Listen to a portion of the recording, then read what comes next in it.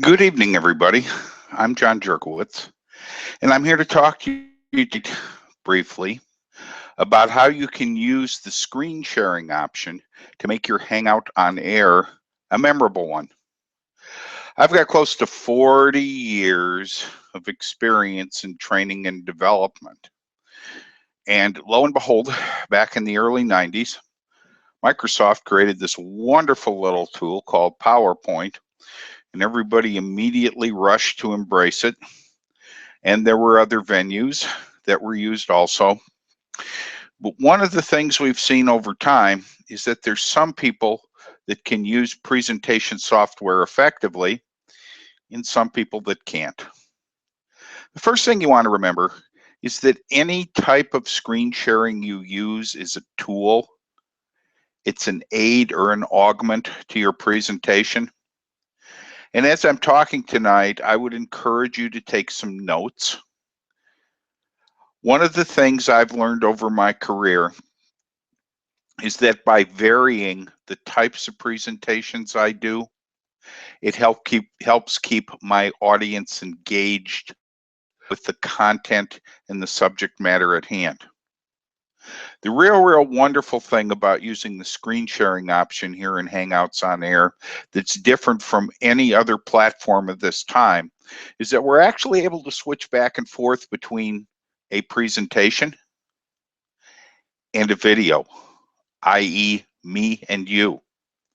Now stop and think about the last webinar you went to that wasn't part of a Hangout on Air.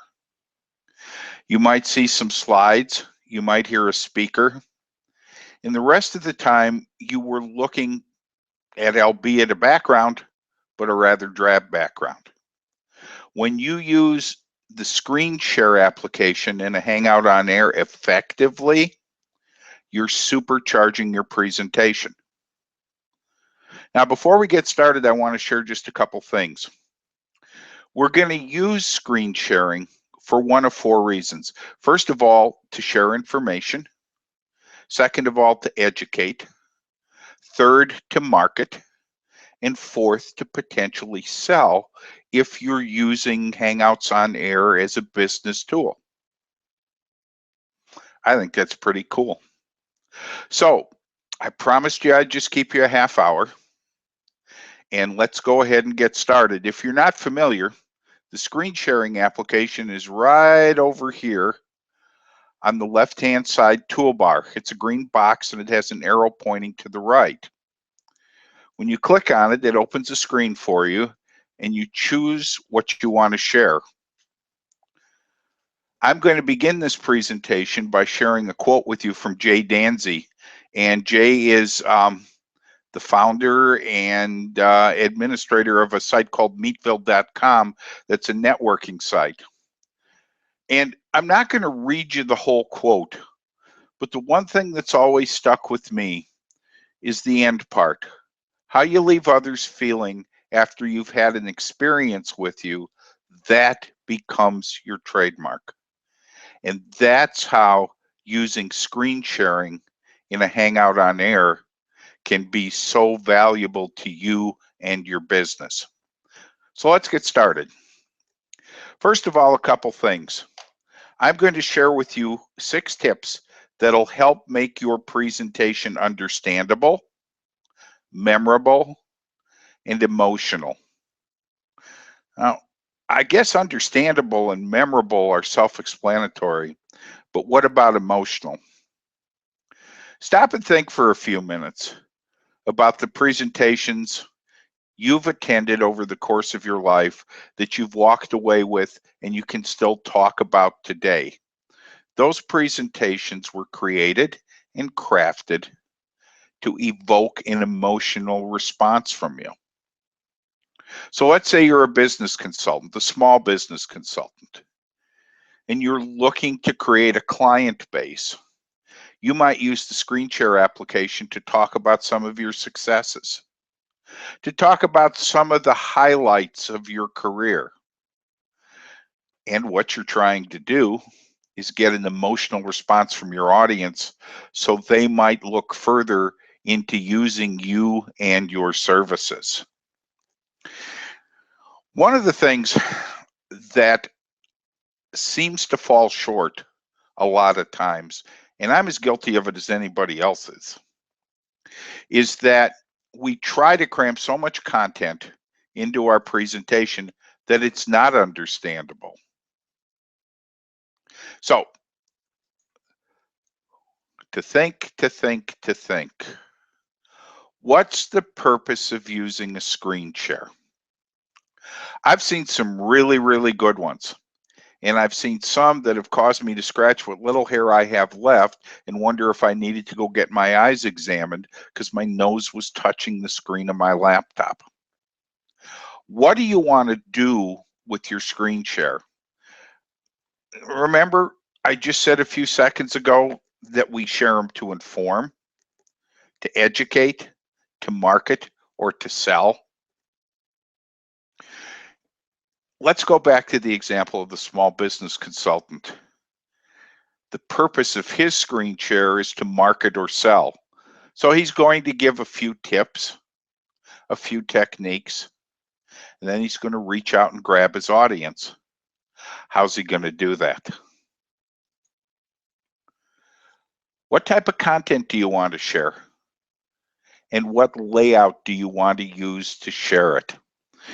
And as we go through this presentation this evening, I think you'll see how important this really is. Okay, how often do we see slides like this? Pack as much information on a page as possible, not aware of font size, just totally overwhelm you with information and slowly lull you into what we call death by PowerPoint. They read the screen back to you and they don't allow the content to integrate with the presentation. When we started tonight, I said that screen sharing should be a tool. It should augment your presentation.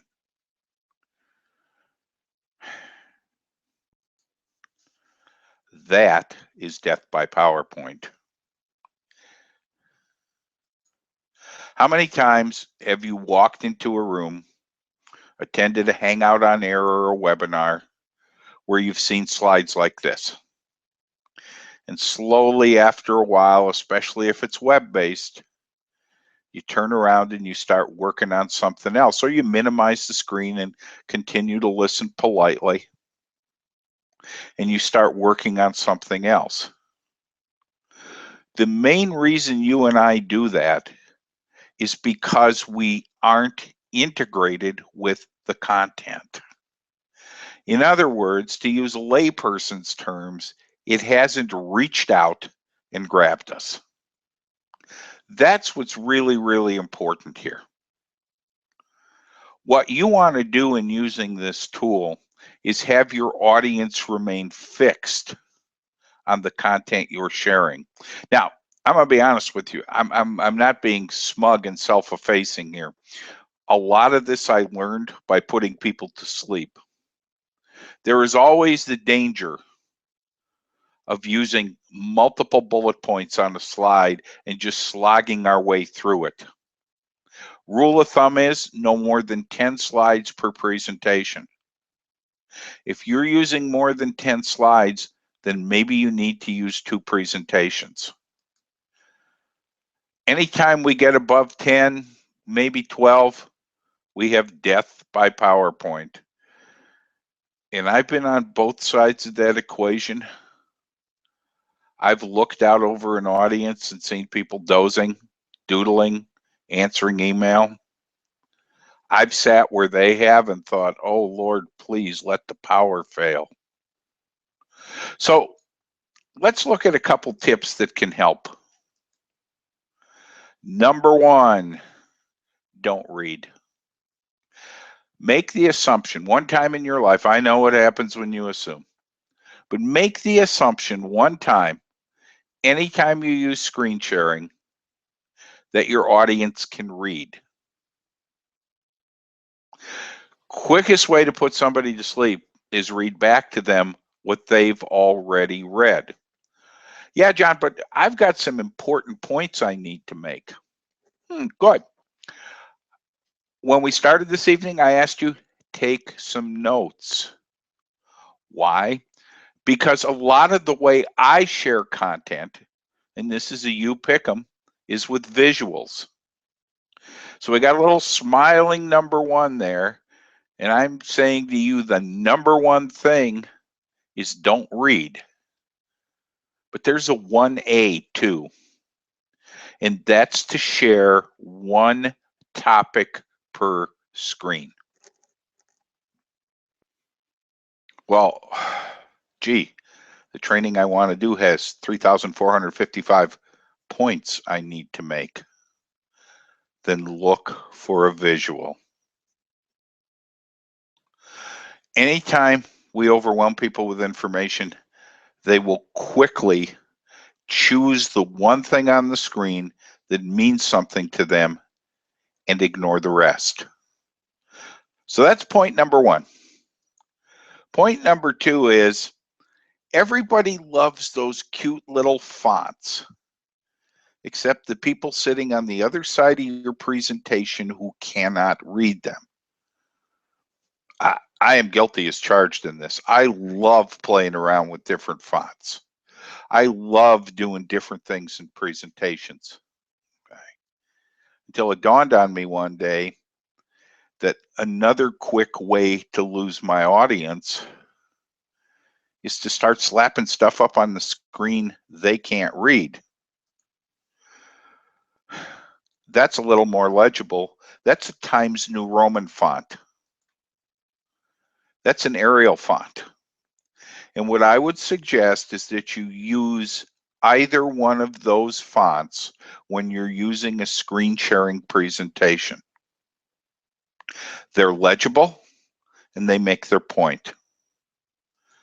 Tip number three, I've got yes and I've got no. If you look at the background colors, okay, you'll notice that I've chosen light, and I guess the proper word for those are pastel background colors. And the reason we do that is so that you really don't notice the background and you pay attention to the content. If you look on the side that I wrote no, they're darker and they draw attention to themselves. I call those opinionated backgrounds. Here's why. You're either going to like those backgrounds or you're not going to like those backgrounds. If you look over on the left-hand side of the screen, those pastel colors almost blend into each other. Now, if you're using PowerPoint as your platform to do your presentation, there's a danger here because Microsoft is lazy. And what they'll do is they'll assign a font color based on the type of background you choose. Anytime you choose things more toward the black, the darker type of terracotta or brick colors, they're going to assign you a white or yellow font. It's a pretty safe bet that when you use the pastel colors for a background, you're going to use a black font. Now, in PowerPoint and in other drawing presentation software, you have the option to override and select your own font and select your own color. My suggestion is that you stay with something simple. You're going to hear me say this over and over again in the short time we have with one another. What's important is the content that you want to share. It's not how cute you make the slide. You want it to be appealing. You want it to be memorable. You want it to be emotional, and you want it to be understandable. I've attended some really great hangouts on air with some very personable, energetic, captivating speakers until they turn their slide share option on. And after 3 or 4 minutes, it didn't matter how captivating they were, because what was on their screen didn't hold my interest. Now, notice I didn't say wasn't valuable. I said didn't hold my interest. Oh, I'm sure there was some great, wonderful, valuable information there. It didn't hold my interest. Recap for a minute. Number one thing, 1 point per slide. Number two, make sure your fonts are readable and legible to your audience, no matter how cute you think they might be. Number three, choose a light or neutral background. Microsoft gives you all sorts of template choices at the top of PowerPoint if you're using that medium, and there's a real danger to choose the cool ones. And as a matter of fact, if you don't like the cool ones, you can download thousands of other presentation formats. My question to you is, are you here to look cool? Or are you here to get your point across?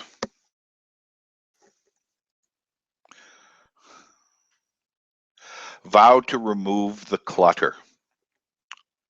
I've attended some really good Hangouts on air where the speaker has made a point of what a wonderful, useful tool a Hangout on air is, and then they've gone to use the screen share and they've clicked a screenshot and they'll start describing all the different tools on the left-hand toolbar and all the different functions on the toolbar that runs across the top. How do you use Q&A? How do you do this? And suddenly there's so much clutter on the screen that even if you're writing real quickly, it's not going to be memorable. You can highlight certain sections. You can convert them into a JPEG file, and you can import them into your presentation in sections so that your audience gets a step A, B, C, and D. Otherwise, it no longer remains interesting. Now, I use PowerPoint as a medium, and I'll tell you why. I'm not a graphic artist. I've tried other mediums before, and one of the things I've noticed in the last year or so that I've been involved in Google Plus and doing Hangouts on air is that there's more and more people gravitating towards this platform to use it for business reasons, for social group reasons, for a host of reasons. And the screen share tool becomes a very valuable one if you can create memorable presentations, and PowerPoint allows you to do that. It's simple and it's easy, and Lord knows there's enough tutorials out there to help you along the way. Are graphs, pie charts, those type of things, are they valuable and useful tools? They are if they don't clutter the screen. One of the things I've shared with you here this evening is that the cost of PowerPoint as a standalone is approximately $80. If you notice on the right in red, Corel Draw runs close to $200. And in my opinion, it's a platform that requires a little more technical savvy, knowledge, and graphic design.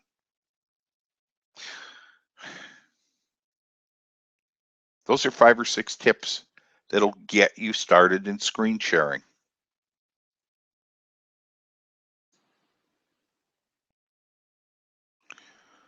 Now all I have to do is get the screen off.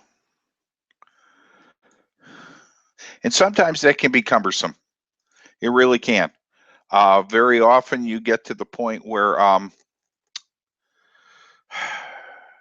you're fumbling around, but just don't be nervous.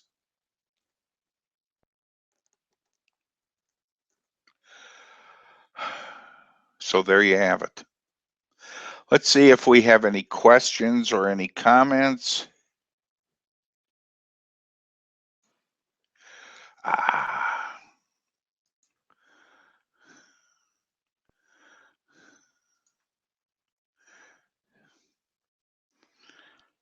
Melanie McDonald says she disagrees with the background colors in cases. If you have promo pics taken at live presentation events, you want dark background colors. Really, really good point. I stay away from photos, but Melanie, that's an excellent point. I don't use background photos simply because I'm not a real good photographer. And a lot of times when I've tried to use them and I've made the translation into putting them into presentations, they've either been too dark or light, and my audience doesn't see what I want them to see. Now, just to show you that I don't know everything, you can in PowerPoint change your design color per slide, especially if you're using PowerPoint 2013. So if you have a picture that's a very light picture, what you may want to do is go ahead and create a darker background just to show that picture, and then go back to a lighter background when you want to show content. So there you go. Real quick, real clean, just a few tips to help you along the way. I'm going to do another one of these next week and talk a little more about using animation and how you can do that effectively to help you along your way. So I'm always good and I always stick to my time limits. So thank you very much for coming tonight, and I'll talk to you next week.